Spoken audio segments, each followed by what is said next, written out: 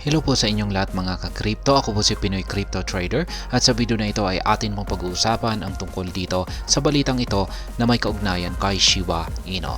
Kung saan ang sabi po rito ay SHIB soars 103% in this metric with millions of coins locked for good. Ibig pong sabihin ay nagsagawa po ng pagsusunog ang Shiba Inu at umaabot po ng 103% ang umangat yung kanyang burn rate ng 103%.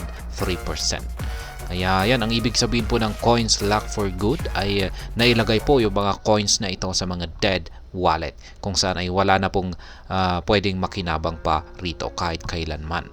Kaya yan, bago po tayo magpatuloy ay nais ko lamang po munang bigyang linaw ang aking disclaimer kung saan ang nilalaman po ng video na ito ay hindi po ito isang financial advice. For education and information purposes lamang po ang layunin nito. Maliban po dito ay nais ko na rin pong magbigay babala na wala pong kahit anumang group chat ang Pinoy Crypto Trader. At ayan, in an exciting development, the second most popular meme cryptocurrency, Shiba Inu, has staged substantial growth in the amount of SHIB that has been locked in unspendable wallet since last morning. In the meantime, SHIB price has attempted to recover after the recent decline. Kaya yan po, nitong mga ilang nakailipas lamang na oras, ay ayan, nagpakita raw po ng isang matinding paglago sa amount po ng nasunog or na-send na dead wallet.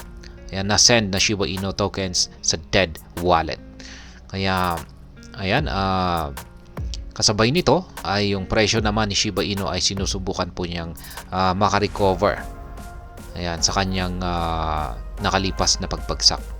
Kasi bumagsak po siya, pero ngayon ay sinusubukan niya ulit na umakyat sa kanyang pagkakabagsak. Shiburn's jumped by 103.45%. Shibburn meme crypto tracking platform has revealed data about the Shiba Inu burns that have been taken place within a period of the last 24 hours. These figures have revealed that the SHIB community has succeeded in burning a total of 34.6 million SHIB, increasing the burn rate by 103.45%. Kaya yan, base po dito sa datos na ipinakita ng Shibburn, ito po yung tracker ng nasusunog na amount po ng Shiba Inu tokens. Yan, itong si Shibburn. At base po sa kanyang datos ay ipinakita po niya na may nasunog na umaabot po ng 34.6 million na Shiba Inu tokens. At kaya dahil yan sa nasunog na ito ay nagdulot po ito ng 103.45% na burn rate. Yan, or pagtaas sa kanyang burn rate. The SHIB community conducts regular meme coin burns in an attempt to reduce SHIB supply and make the meme cryptocurrency more scarce. The SHIB team also takes part in this from time to time.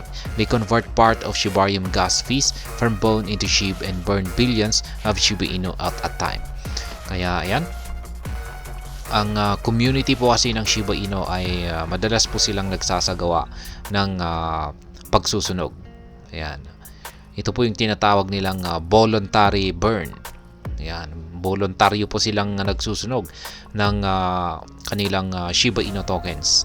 At ang layunin po nito ay para mabawasan yung malaking supply ni Shiba Inu. Ayan, at para magdulot po ito ng scarcity. Kasi kung pag nababawasan po yung supply nito, ay syempre lumiliit yung total circulating supply nito at nagkakaroon po ito ng scarcity. At kung pag nagkakaroon po ng scarcity, ay syempre magkakaroon ng yung demand, yan, tataas yung demand. At syempre kung pag tumaas yung demand, ay tataas din ang presyo ni Shiba Inu. Kaya yan po ang dahilan kung bakit yung ang community ng Shiba Inu ay walang tigil sa pagsusunog. Kaya yan, maliban dito ay ang team naman po ng Shiba Inu ay gumawa na rin po sila ng paraan para makatulong sa pagsusunog na ito. At ito po ang tinatawag nilang Shibarium. Yan, sa pamamagitan po ng mga transaction fees na nakukuha rito sa Shibarium, ay yan po yung naku-convert. Yan, yung gas fees po nito ay na ginagamit po rito kay Shibarium ay ang bone. Pero yan, yung nakokolekta po na bone ay makukonvert po ito sa Shiba Inu bago ito masunog. At ayan, earlier this week, the marketing lead of SHIB, who refers to herself as Lucy, tweeted that while Bitcoin and the whole cryptocurrency market have entered a stage of price reverse now, and have entered a stage of price reverse now, she believes that SHIB is the only coin that is capable of surprising the market. Kaya yan po ang matinding inilabas rito na tweet ni Madam Lucy. Siya po ang marketing specialist ng Shiba Inu. Kung saan ay sabi po niya rito ay ang Bitcoin at ang buong cryptocurrency market ay pumasok na raw po sa kanilang recovery state, or nakakabangon na raw po ito.